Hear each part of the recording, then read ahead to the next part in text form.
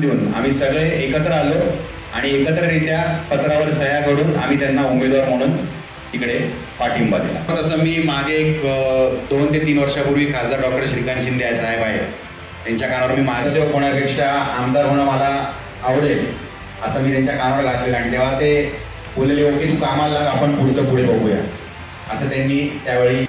मुद्दे बरेच आहेत, मी आज इकडे आणलेले आहेत ॲक्च्युली मुद्दे, पण ते कसं आहे नुसतं असं बोलणं मी खड्डेमुक्त रस्ते देणार, ट्रॅफिक सोडवणार।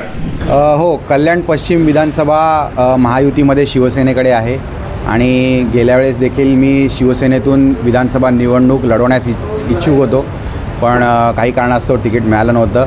पण यावेळी मला असं वाटते मी कॉन्फिडंट आहे की या विधानसभेमध्ये कल्याण पश्चिमच्या शिवसेनेतर्फे मला तिकीट मिळेल आणि कल्याण पश्चिम विधानसभा लढवण्यासाठी मी इच्छुक आहे।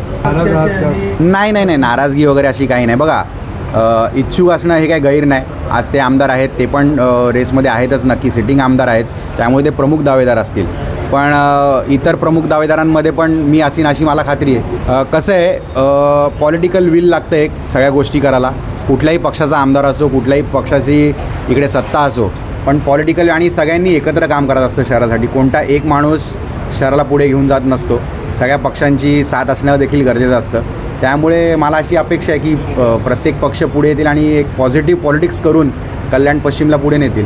हो, म्हणजे आपण रोजच्या रोज बघतो नागरिकांच्या समस्या वाढत आहेत, तर आपण नक्कीच बोलू शकतो की ज्या पेसनी व्हायला पाहिजे होत्या समस्यांचं निवारण, त्या पेसनी झालेल्या नाही आहेत आणि नक्कीच पुढे या कल्याण शहरामध्ये कामांना गती मिळेल।